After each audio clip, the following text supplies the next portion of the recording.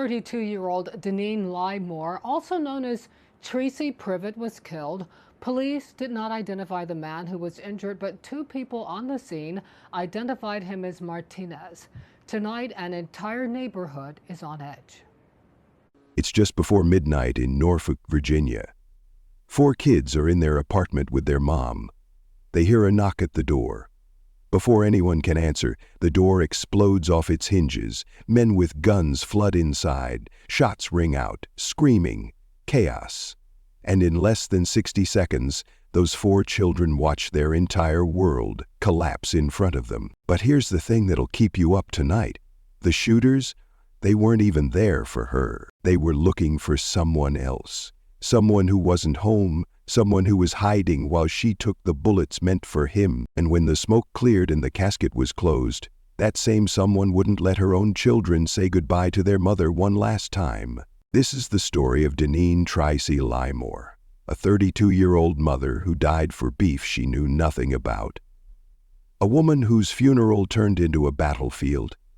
A case where the killers are still walking free and the man who was supposed to protect her, well, you'll see. Welcome to Shadows of Crime, where we don't sugarcoat the truth and we damn sure don't forget the victims. If you're new here, hit that subscribe button right now, smash the like, and drop a comment telling us where you're watching from today, because trust me, you're going to want to be part of this conversation. Let's get into it. Deneen C. Lymore. Most people called her Tricey. She was 32 years old, living in Norfolk, Virginia, trying to make it work like so many other single mothers out there grinding every single day. She wasn't rich, she wasn't famous, but she was real. Tricey graduated from Booker T. Washington High School with her diploma in hand and dreams of building something solid for herself. She worked at the Hilton Garden Inn, and according to her coworkers, she never missed a shift, never called in sick, never slacked off. They described her as lovely, dependable, the kind of person who showed up and did the work without complaint. But her real job, the one that mattered most, being a mom to her four kids. Those children were her entire universe. She didn't just love them, she lived for them. Every decision she made, every dollar she earned, every sacrifice she endured was for those four kids. Friends say she was the type of mother who encouraged her children's dreams, whether they wanted to play sports, dive into academics, or explore creative hobbies. She showed up, she supported, she protected. Tricey was strong. Not the kind of strong people throw around casually, actually strong. The kind of woman who faced struggle head-on and kept moving forward because giving up wasn't an option when you've got four mouths to feed and four futures to secure. She was sweet, too. The type who'd help a neighbor, check in on friends, and make sure everyone around her felt seen. People in her community knew her as someone who valued loyalty above everything else. If you were in her circle, she had your back no matter what. Now let's talk about her relationship. Tricey met a man who went by the name Bambino, and from the outside looking in, they looked perfect together. I'm talking matching outfits, constant social media posts, always together everywhere they went. They were that couple. The ones who seemed inseparable, who posted each other with heart emojis and captions about forever. People around Norfolk knew them as a tight unit. Lovey-dovey doesn't even begin to cover it. They were always holding hands, always laughing, always showing the world how much they meant to each other. Here's the thing, though. Tricey came into that relationship with 3 kids from previous relationships. 3 children who needed a father figure, stability, and love. Bambino accepted that. He stepped into her life knowing she was a package deal, and from what everyone could see, he loved her despite it. But did he love her kids the same way? That's the question nobody thought to ask until it was too late. Together, Tricey and Bambino had 1 child of their own. That made 4 kids total in the household. 4 young lives depending on 2 adults to keep them safe, fed, and happy. On social media, everything looked like a fairy tale. Tricey posted about how blessed she felt, how much she loved her man, how they were a match made in heaven. She seemed genuinely happy, genuinely in love. genuinely hopeful about the future they were building together. She worked hard, she loved harder, and she believed in the life she was creating for her family. But here's what nobody tells you about fairy tales. They don't show you what happens when the cameras turn off. They don't show you the danger lurking just outside the frame. They don't warn you that sometimes the person you trust most can become the reason your world falls apart. Because on July 24th, 2023, everything Tricey built came crashing down in the most violent, senseless way imaginable. And the man she loved, the one she posted about, the one she built a life with, he was nowhere to be found when it mattered most. Before we get into what happened that night, you need to understand where this all went down. Because Norfolk, Virginia isn't just any city. It's a place of contradictions, beauty and brutality existing side by side. Norfolk is home to the world's largest naval base. It houses the North American headquarters for NATO, military families, historic neighborhoods, waterfront views. On paper, it sounds like the American dream. But flip that coin over and you'll find a different reality. Norfolk has one of the highest crime rates in America. We're talking compared to every community in the country, from the smallest towns to the biggest cities. Your chance of becoming a victim of violent or property crime here, 1 in 18. Let that sink in. 1 in 18. The Berkeley Avenue area where Tricey lived sits in a part of town that residents describe as another world. For decades, this neighborhood has been caught in the crossfire of ongoing disputes between rival groups from the South Side and Huntersville. Generational dysfunction, they call it. Beef that's been passed down like a family heirloom nobody wants, but everybody inherits. Walk through that neighborhood and you'll see the evidence everywhere.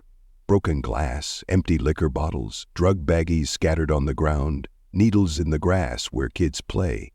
One resident who cleans up the area regularly described finding panties, hair weaves, and all kinds of remnants from violence and vice that happens after dark. This is the environment Tricey was raising her 4 children in. This is where she was trying to build a safe, stable home. Nina Hunter, a woman who lives nearby, described what it's like to exist in that space. She said when she heard the gunshots that night, the ones that killed Tricey, she didn't run to the window. She didn't call the police right away. She covered her head and started praying. Heard it. It was like pow, pow, pow, pow, pow. I just covered my head and started praying.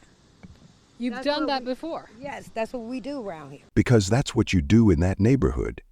That's the survival instinct people develop when gunfire becomes background noise. That's what we do around here, Nina said. We hear it all the time. Think about that for a second. Gunshots are so common that the automatic response isn't shock, it's prayer and ducking for cover. Residents have been begging for help for years. Begging for intervention, for resources, for someone to care enough to break the cycle. But the violence keeps happening, the bodies keep piling up, and families like Tricey's keep paying the price. July 24th, 2023 started like any other night in Norfolk. Hot summer air. Kids playing outside until the streetlights came on. Families settling in for the evening, hoping to make it through another night without hearing sirens. Tricey was home with her 4 kids, just a regular Monday night. Maybe they were watching TV, maybe she was cooking dinner or helping with homework. Maybe they were laughing about something silly one of the kids said. It was supposed to be safe. Home is supposed to be the one place where you can let your guard down, where your children can feel protected from the chaos outside. But in Norfolk, on Berkeley Avenue, safety is never guaranteed. And for Tricey and her children, that night was about to become the worst nightmare they could ever imagine. Because just before midnight, someone came knocking, and when that door opened, hell walked right in. July 24th, 2023, 11:58 p.m. Tricey is inside her apartment on the 1500 block of Berkeley Avenue Extension with her 4 kids and a few other people. It's late, but it's summer. Kids don't have school, bedtimes get pushed back. Everything feels normal, safe. Then comes a knock at the door. One of the kids starts moving toward it, probably thinking it's a neighbor or someone they know. But before anyone can ask who's there, Before anyone can even reach the handle, the door doesn't just open, it explodes inward. The lock shatters. The frame splinters. And suddenly, men with guns are flooding into the apartment, weapons raised, fingers on triggers. There's no warning, no conversation, no chance to explain or negotiate or beg. They just start shooting. Every adult in that apartment becomes a target. Bullets tear through the air. The kids are screaming, scrambling, trying to understand what's happening, while their ears ring from the gunfire and their hearts pound so hard they can feel it in their throats. Tricey does what any mother would do. She grabs her children and tries to hide them. She's pulling them close, shielding them with her own body, whispering for them to stay quiet, stay down, stay alive. But the shooters find them. They find her, and they pull the trigger. Tricey is hit. The woman who worked every shift, who loved her kids more than life itself, who was just trying to make it through another day in Norfolk. She's shot in her own home, while her 4 children watch. There's another man in the apartment too, a 37-year-old later identified by witnesses as Martinez. He's hit as well, but somehow, through sheer survival instinct, he manages to escape through a window. Blood trailing behind him, adrenaline keeping him moving, he gets out, but Tricey doesn't. The shooters flee. They disappear into the night as quickly as they came, leaving behind chaos, blood, and 4 traumatized children who just watched their mother get murdered. Neighbors hear the shots. Of course they do. This is Berkeley Avenue, but most of them stay inside. That's the rule. You hear gunfire, you hit the floor and pray it's not your door next. Someone calls 911. Police arrive at 11:58 p.m. to find 2 victims suffering from gunshot wounds. Tricey is barely clinging to life. Martinez is conscious but bleeding badly. Both are rushed to the hospital. Martinez survives. His injuries are serious but not life-threatening. He'll live to see another day. Tricey doesn't make it. She's pronounced dead at the hospital shortly after arrival. 32 years old, mother of 4, gone. Her children are left standing in an apartment that smells like gunpowder and blood, trying to process what just happened. Trying to understand why their mom isn't moving, why there are police everywhere, why everything just changed forever in the span of 60 seconds. But here's where this story takes a turn that'll make your blood boil. The shooters? They weren't even there for Tricey. They were looking for Bambino, her man, the father of one of her children, the guy she posted about on social media with all those heart emojis and captions about love and loyalty. They came to that apartment hunting for him. They kicked in that door expecting to find him. They fired those shots intending to hit him. But Bambino wasn't there. Some say he was hiding. Some say he knew something was coming and made himself scarce. Others claim he was just out that night, unaware of the danger heading toward his home. Whatever the truth is, the result is the same. He wasn't there when the shooters came. So when they couldn't find him, when they realized their target had slipped away, they made a choice. They decided to hurt him anyway. And the way to hurt a man who's not there? You take away what he loves. You make him feel the pain. You send a message he'll never forget. So they shot Tricey instead. She died because of beef she knew nothing about, because of enemies she didn't make, because of a conflict that had absolutely nothing to do with her. She was collateral damage in someone else's war. Her 4 children witnessed their mother's murder not because she did anything wrong, but because the man she loved had enemies who wanted revenge. And when they couldn't get to him, they settled for destroying the woman who stood by his side. Think about that. Think about going to bed one night believing you're safe in your own home, and waking up the next morning without a mother because someone had a problem with your stepdad. The police launched an investigation immediately. Detectives canvassed the neighborhood, interviewed witnesses, collected evidence.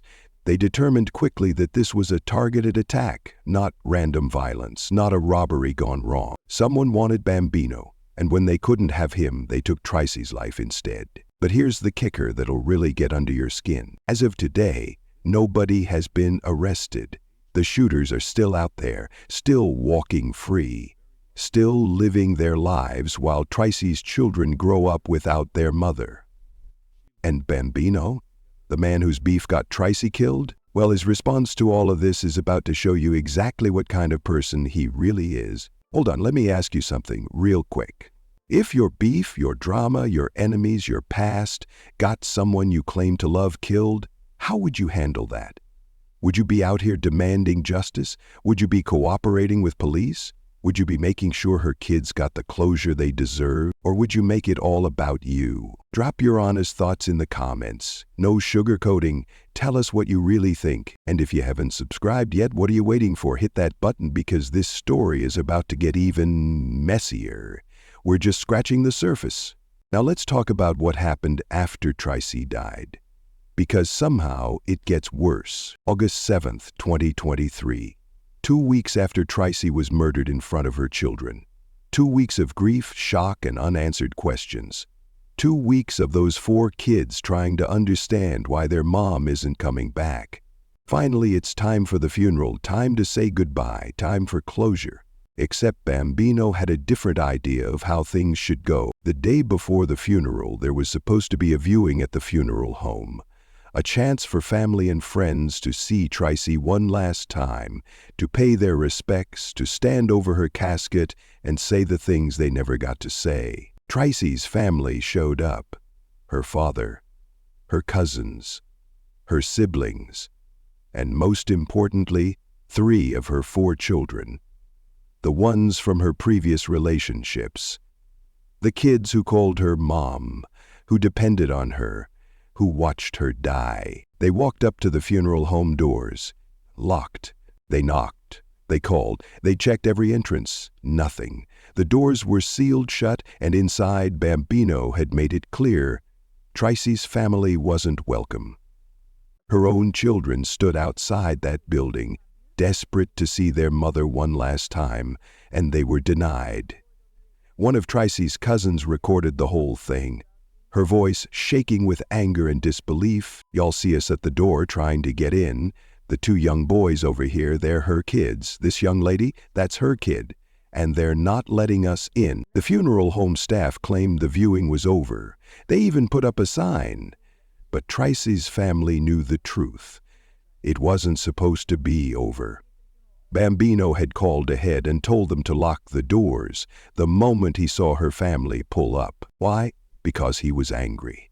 Angry that they didn't show up to a candlelight vigil he organized. Angry that they didn't kiss his feet and thank him for being such a great partner. Angry that they dared to grieve on their own terms instead of his. So he punished them. He punished her children. He used Tricey's dead body as a weapon to settle petty grudges. Tricey's cousin called Bambino directly, begging him to let the kids see their mother. He refused, hung up. Didn't care. Those children went home that night without closure, without goodbye, without the chance to see their mom one last time before she was buried forever. But the nightmare wasn't over yet. The next day, the actual funeral, Tricey's family arrived at 11:00 a.m. sharp. The service was scheduled to start at 11:00. They were on time, dressed in black, ready to honor Tricey's memory. They walked up to the entrance, and they were stopped. Funeral home staff physically blocked them from entering, told them to wait outside, and while they stood there in the heat, confused and humiliated, the casket was closed inside. Tricey's family waited, and waited. 16 minutes passed, then 20, then 30. Some people gave up and went back to their cars. Others sat on the curb, crying, trying to understand what was happening. This was supposed to be a funeral, not a hostage situation. Finally, around 11:54 a.m., nearly an hour after the service was supposed to start, they were allowed inside. But not in the front, not near the casket. Rows 1 and 2 were reserved for Bambino and his 5 guests. 5 people. That's it. Tricey's entire family. Her father, her siblings, her cousins, her friends, the people who actually knew and loved her, were shoved into rows 3, 4, and 5, pushed to the back like they were strangers at someone else's funeral. And then Bambino got up to speak. He walked to the front of the room, grabbed the microphone, and the first words out of his mouth were, "What's up, y'all? It don't matter. I know y'all don't like me." Not a tribute to Tricey. Not a thank you for coming, not a single word about the woman lying in the casket behind him. Just petty, childish antagonism directed at her grieving family. That was it. People started getting up. Voices were raised. Tensions exploded. Tricey's cousin stood up ready to fight, and honestly, who could blame her? This man just disrespected their dead family member at her own funeral. Police had to be called in to keep the peace.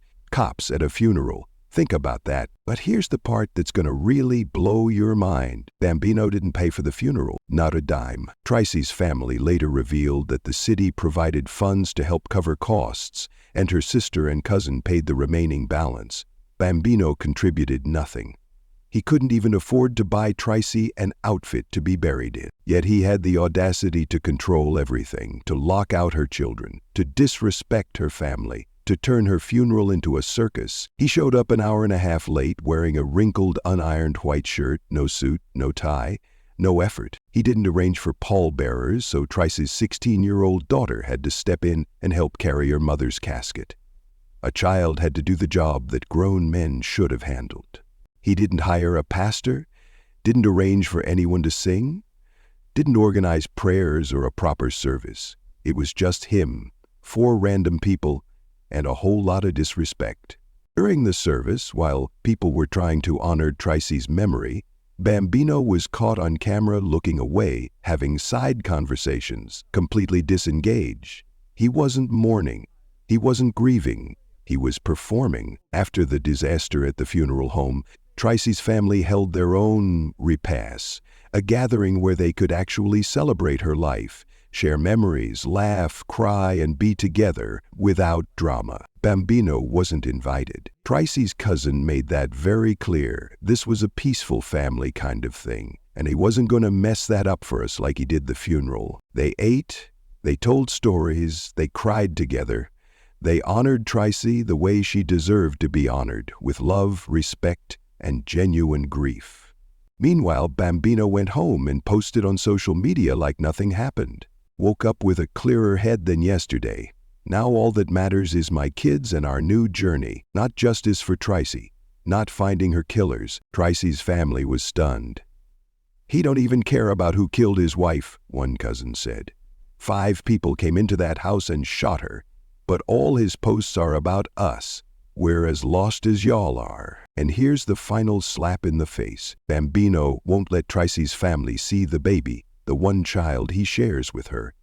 He's keeping that baby away from the siblings, away from the grandparents, away from everyone who loved Tricey. He's using that child as leverage, as punishment, as control. And according to Tricey's family, he doesn't even have the baby.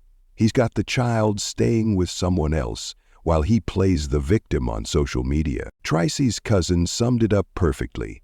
At first, we didn't have a problem with him, but now we don't mess with him either. It's weird and don't make no sense. This man's enemies killed the mother of his child, and instead of seeking justice, instead of protecting her memory, instead of making sure her children were okay, he turned her funeral into a power trip and her death into a social media spectacle. That's not grief. That's narcissism. That's control. That's a man who cared more about his ego than the woman he claimed to love. All right, I need to know what you're thinking right now. If you were one of Tricey's kids, if you watched your mom get shot, then watched her husband block you from saying goodbye at the funeral, could you ever forgive that? Would you even want to? And here's the real question. Do you think Bambino knows more about what happened that night than he's letting on? Because his behavior after her death is raising some serious red flag. Drop your theories in the comments. Don't hold back. And if this story is making you as angry as it's making me, share this video. Tricey's story needs to be heard. Her kids deserve justice. And the only way that happens is if we keep talking about it. Now, let's talk about what happened after the funeral. Because somehow, this man found new ways to be terrible. In the weeks following Tricey's funeral, Bambino cut off her family completely. Tricey's baby, the one child she shared with him, was kept away from everyone. The siblings couldn't see their little brother or sister. Grandparents couldn't hold their grandchild. aunts, uncles, cousins, all blocked from having any relationship with that baby. And here's the kicker. Bambino didn't even have the baby with him. According to Tricey's family, he placed the child with someone else while he played the grieving widower on social media, so he wouldn't let Tricey's family, people who actually loved her, near the baby. But he was fine leaving that child with a stranger. Make that make sense. Meanwhile, his social media became a performance. Post after post about moving forward, about new journeys, about focusing on his kids. But never once did he mention finding Tricey's killers. Never once did he call for justice. One post made Tricey's family furious. Woke up with a clearer head than yesterday. Now all that matters is my kids and our new journey. Like Tricey was just a chapter that closed. Like her death was an inconvenience he needed to move past. Tricey's cousin responded, "He don't even care about who killed his wife. 5 people broke into that apartment. But all his posts are about us and how we wronged him." Because that's what Bambino focused on. Not the shooters, not the investigation, not his children's trauma. He focused on how Tricey's family disrespected him, how they didn't show him enough sympathy, how they dared to grieve without centering him.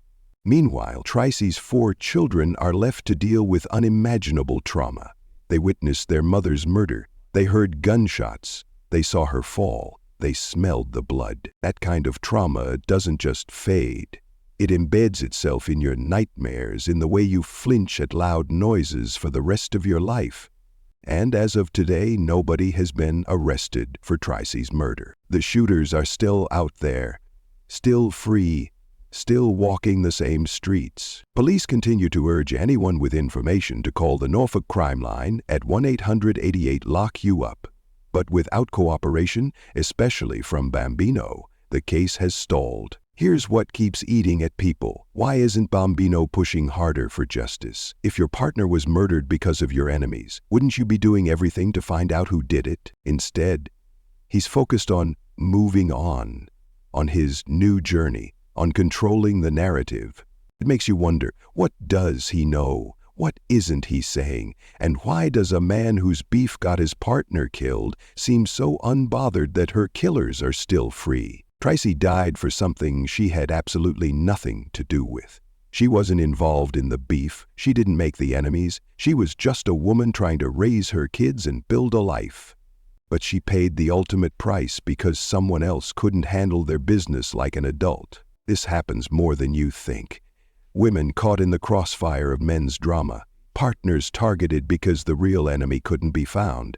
Innocent people murdered over disputes they never even knew existed. So how do we stop this from happening again? First, if you're in a relationship with someone who has serious enemies, you need to know. You deserve to understand the risks you're taking just by being with that person. Tricey might not have known how deep Bambino's problems ran until it was too late. Second, communities need to break the cycle of retaliation. Every act of revenge creates another victim, another grieving family, another reason for someone else to pick up a gun. It never ends unless someone chooses to walk away.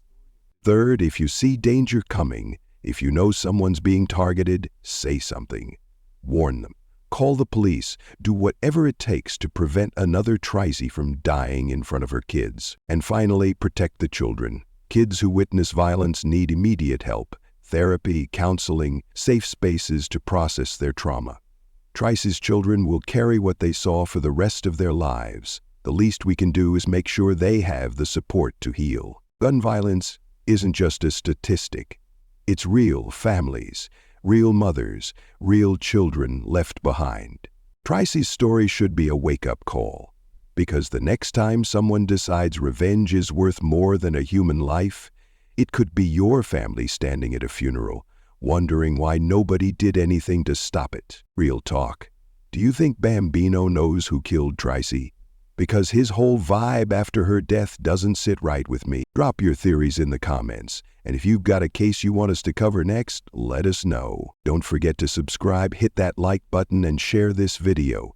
Justice for Tricey starts with keeping her story alive. The more people who know what happened, the harder it is for her killers to hide. Let's make some noise, let's get answers. Deneen Tricy Lymore was 32 years old, a mother who loved fiercely, a woman who worked hard and showed up every single day for her kids. She died protecting them, shielding them, trying to keep them safe from violence that was never meant for her. Her children are left with trauma that will follow them forever. Her family is left fighting for justice, and her killers? Still out there. If you have any information about this case, call the Norfolk Crime Line at 1-800-788-LOCK-YOU-UP. Your voice could be the one that finally brings justice. This is Shadows of Crime. We don't forget. We don't move on. We keep fighting until the truth comes out. Stay safe out there. And remember, justice doesn't happen by accident. It happens when we refuse to stay silent.